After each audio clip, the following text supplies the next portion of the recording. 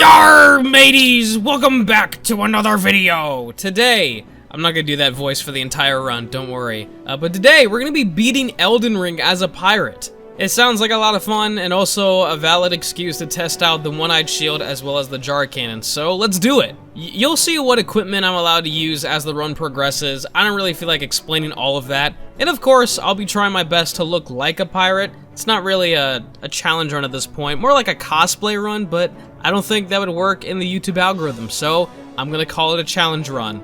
But yeah, without further ado, my name is Josh, and I hope you enjoy.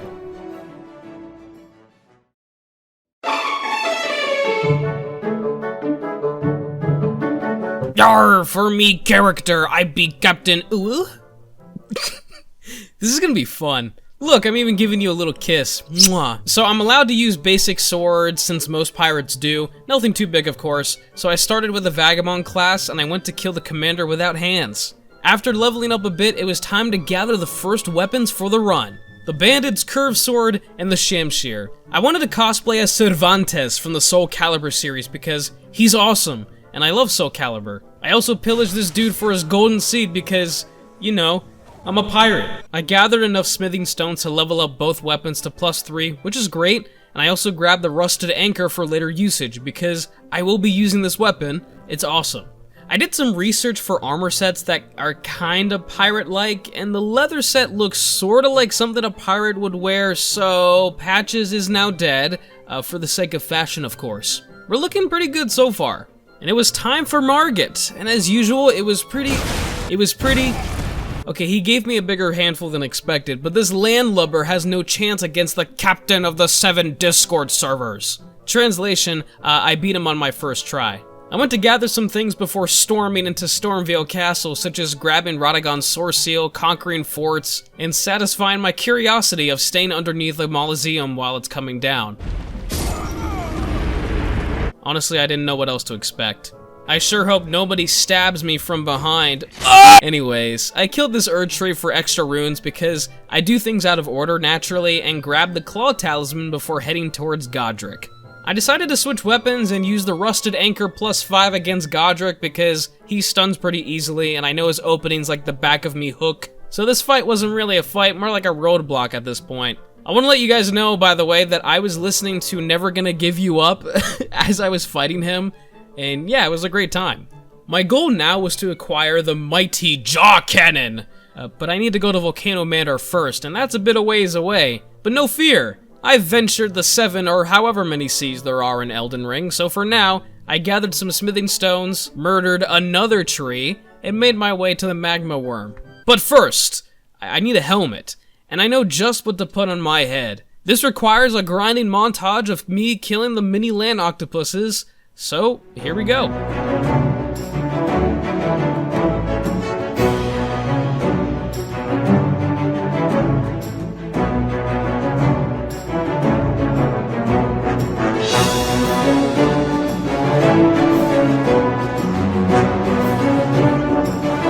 Oh yeah! Now I'm truly a scurvy pirate from the sea lands. Now I'm sort of cosplaying as Davy Jones from Pirates of the Caribbean.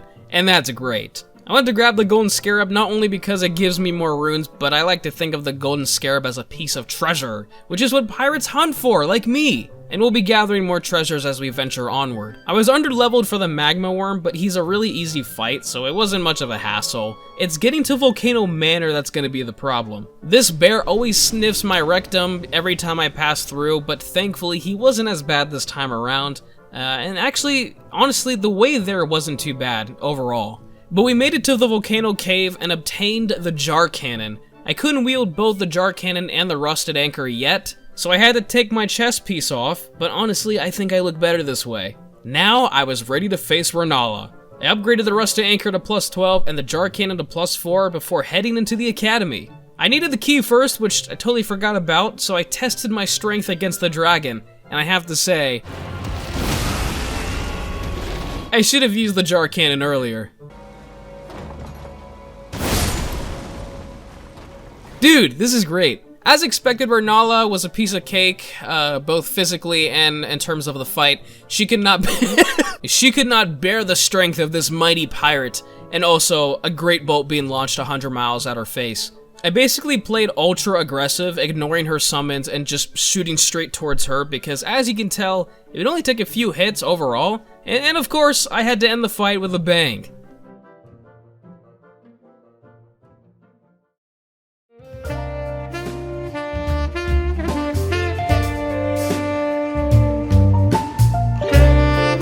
So because I'm having a ton of fun with the jar cannon, I wanted to make it more powerful, so I grabbed the Arrow Sting Talisman to increase the power of my bolts by 10%. I also killed both the Erdtree Avatar and the Big Dragon in Caelid because together they drop, I think, around 200,000 runes, so yeah, that's a nice beefy upgrade in the stats. I went to the Celia Crystal Tunnel to grab some Smithing Stone 5s and the Somber Stone 6 that drops from the boss, so I could upgrade the jar cannon even more. It was also time to grab a new weapon, the Nox Flowing Sword. You're probably wondering how does this fit into the theme of pirates? I never said I was doing only real-life pirates, okay? I also wanted to incorporate some fictional pirates, such as Monkey D. Luffy from One Piece. I haven't watched it myself, but he's a fictional pirate, so, you know, and considering he's made of rubber and can stretch to unreasonable lengths, the Nox Flowing Sword is a perfect fit. So I'll be using this and the jar cannon for the next couple of rounds. I went to the Volcano Manor to grab the Somber Smithing Stone 5 and upgrade the Nox Flowing Sword to +6. Now it was time to face the mighty Radahn. He was actually a bit more of a challenge this time around than expected, mainly because my damage was a bit lacking, but all it took was a bit of patience and positioning. If you stick to the crotch, you'll be fine for most of the fight. Sometimes he runs around and gets you in your blind spot, but other than that, you know, it's not that big of a hassle. Even though I've mastered this fight, I still love Radahn. He's an incredible boss. And of course, like Renala, I had to finish him off with a jar cannon. It's kind of customary at this point. I also killed the Ancestor Spirit just because, you know, deers need to die. The jar cannon won't be too strong for long, so I wanted to utilize it as much as I can. But I might be proven wrong, who knows. The problem is that it doesn't scale with your strength, like, it just has a fixed amount of damage and that's it, which really sucks, but, what can you do about it? Another thing that sucks was the Nox Sword. It wasn't really my cup of tea, the damage was weak and the weapon art's lag was terrible. So I decided to rework my Cervantes build and use straight swords instead of curved swords, considering that's more accurate to Cervantes and his weapons visually. My weapons now are the common longsword and the Stormhawk Talon. I did some grinding, gathered some stones, killing some tree boys, and even traveling to Necron for the whetstone. Both of these weapons can be infused with Ashes of War, and you know what that means. Yeah, I'm pretty evil, like pirates. Anyways, both weapons are now upgraded to +14, and I'm feeling pretty good so far. Now, it was time to conquer Lindell Capital and humiliate Margaret with my pirate strength. It's not really a thing, is it? Godfrey's Spirit was first though, and not really much to say here except I got hit a lot because I was dumb, and I only had 4 flasks at the time, so yeah, I don't know what I was thinking, but it's okay, we got him. Pirates are resilient. It was Morgott who would be the true challenge. I beat him on my first try. Yeah, Bleed is still really strong, but honestly, I'm finally starting to get used to this fight. Doesn't mean I didn't make stupid mistakes, but I'm starting to come around. I kinda enjoyed the fight this time. I basically stuck really close to him on the spear throw and other attacks. I know that he would easily miss me, and I know that I could close the distance and not worry about getting hit. I mean, I hunt krakens that are the size of skyscrapers on a daily basis. You think this homeless guy would do anything? Wrong. Another landlubber down. Venturing towards the Forbidden Lands, I decided to upgrade my sword some more and do some grinding. The next weapon I wanted to acquire was none other than the One-Eyed Shield. This shield is so cool, it has a freaking built-in mini cannon, and that's awesome, but it was still a bit down the trail. I grabbed the Seppuku Ash of War and the— oh, hold on. You know what? I totally forgot about the shield that I wanted to use for the run. The Jellyfish Shield. It makes total sense. Phew, I just saved myself from a couple of angry comments there. I'll still probably get some. Greetings, Josh from the future here. I just want to pop in to let you know that I didn't even use the shield. I didn't use the shield at all, not even once throughout my entire run. I grabbed it and I just put it in my storage. So, yeah, I just wanted to let you know that. Okay, bye. I obtained the One-Eyed Shield with, a bit of trouble, and made my way towards the Fire Giant. I hate to admit it, but I just relied on Bleed for this fight. With the damage I was doing at the time, I didn't want to sit here for 20 minutes only to get one shot at the end. I'm a pirate, by the way. I don't always play fair. However, I'll give you this. I'll put the swords back on the shelf, and I'll use the rusted anchor again. Okay, you know, maybe one more fight with the swords is in order. I will fight fair bosses with my lesser weapons, but when I have to deal with the foreskin brothers in any sort of situation, I try my best to find the cheesiest situation in order to sweep past them. Okay, now I'll put the swords away. I gathered some runes from bosses that I skipped in order to purchase enough smithing stones to fully upgrade the rusty anchor, which has honestly been a really good weapon thus far. I gathered a couple more talismans, and yeah, I think we're ready to take on Malekith. Listen, I am killing it this time around. I beat Fire Giant first try, Morgott first try, most bosses on this run first try, and Malekith beat him first try too. Now to be fair, I'm not really challenging myself too much this time around, I'm just having fun. But still, I'm very impressed with myself. I still struggled with his anime of 1,000 blades because seriously, that range and damage is insane! I really wanted to finish the fight with the cannon like any pirate would do. It was a bit difficult at the time because, you know, he moves around so much. But I got him mid-animation, and we took down Malekith. Now to mount him in me captain's quarters. So, I went to grab the jar talisman, whatever it's called, to increase my equip load, and I decided it was time for Mog. I didn't know that they patched the skip, by the way, which sucks because I don't want to fight the commander, but for the sake of fighting Mog and Malenia for this video, I did it the long way. I gathered both medallions, and then I got too tired to go on, so I went to sleep for the night. I'll continue this tomorrow.